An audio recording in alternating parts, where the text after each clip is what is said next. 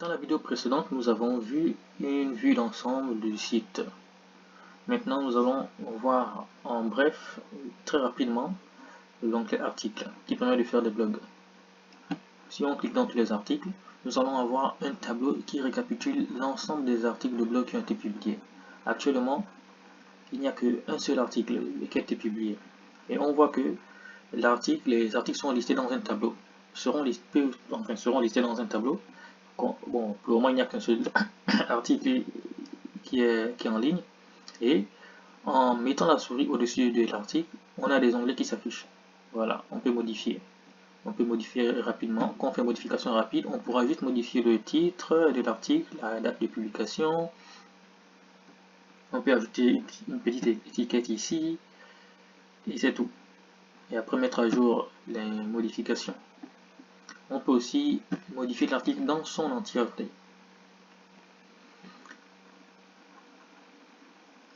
Alors, quand on clique sur modifier l'article, on a tous les détails de l'article, parmi lesquels le titre de l'article.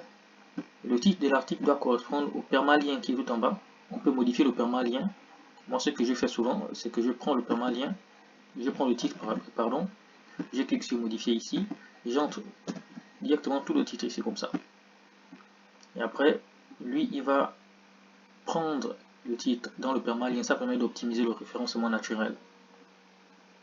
Et tout en bas ici, on a la possibilité d'introduire voilà, des sous-titres,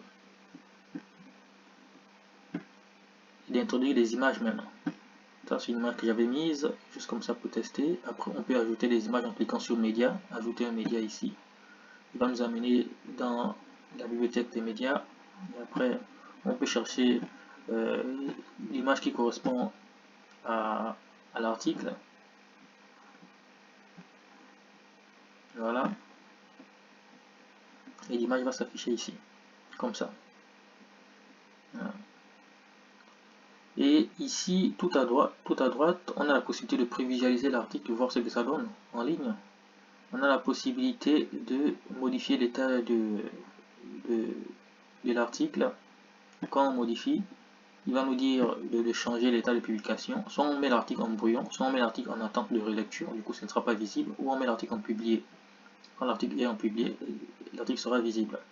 On peut modifier même la visibilité de l'article. On peut dire que voilà, c'est un article protégé par mot de passe, c'est un article privé. Voilà, on peut dire que c'est un article mis en avant. On peut aussi faire des révisions, voir le nombre de révisions de l'article, c'est-à-dire le nombre de fois que l'article a été modifié, mis à jour. Parce que les articles de blog peuvent être mis à jour. On peut modifier la date de publication de l'article. Là, aujourd'hui, aujourd'hui, on peut voir que l'article a été publié le 21 octobre 2021. On peut dire que voilà, on veut que l'article soit publié en décembre, par exemple, en décembre 2021, à la même heure à peu près. Voilà, du coup, l'article sera en attente de publication et l'article va être publié pour décembre. Après, on peut voir tout en bas, chaque article normalement sera classé dans des catégories d'articles en fonction des thématiques. Il peut avoir la thématique environnement, la thématique hôtel, la thématique par exemple, comment dirais-je, touristique, thématique en rapport avec des points touristiques de ces différentes villes. Du coup, on peut classer les articles par thématique. De façon à ce que quand un utilisateur part sur le site et qu'il voit un article, il peut voir des articles associés à cet article. Donc des articles voilà, qui correspondent à cet article. Donc, on peut aussi ajouter des étiquettes. C'est très bien pour le référencement. Cette image qui est ici, c'est l'image qui est mise en avant. Alors, c'est-à-dire que quand on part sur la page qui présente tous les articles, sur chaque article, il y aura une image après le titre et un extrait de texte. Ça, c'est l'image qui sera mise en avant. Après, ici, bon, toutes ces configurations, il ne faut pas les toucher. Ce sont des configurations techniques liées à la présentation du site.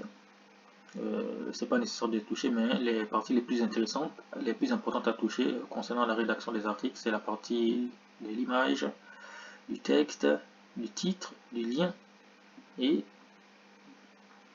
des états de publication de l'article.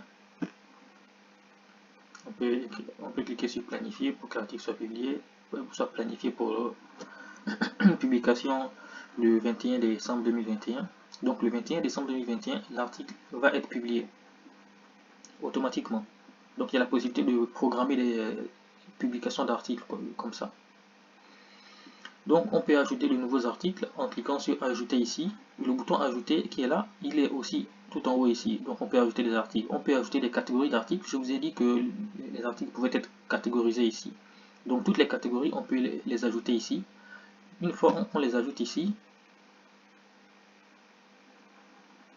voilà, une fois on les ajoute ici, ça c'est la seule catégorie que j'ai ajoutée, ça c'est la catégorie par défaut. Et on peut ajouter le nom ici. Une fois on ajoute le nom, il va ajouter automatiquement le slug. Après on peut voir les catégories par an. Il se peut qu'il y ait des catégories et des sous-catégories.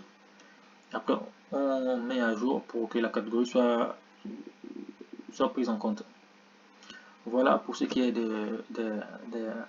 des articles. Après, il y a des critères, il y a des techniques maintenant pour que Google optimise l'article. Pas optimise, mais plutôt pour que Google mette en avant l'article sur Internet. Il y a des techniques de publication. Voici pour tout ce qui est des articles. Dans la prochaine vidéo, nous allons voir la fonctionnalité phare du site qui permet de gérer toutes les petites annonces.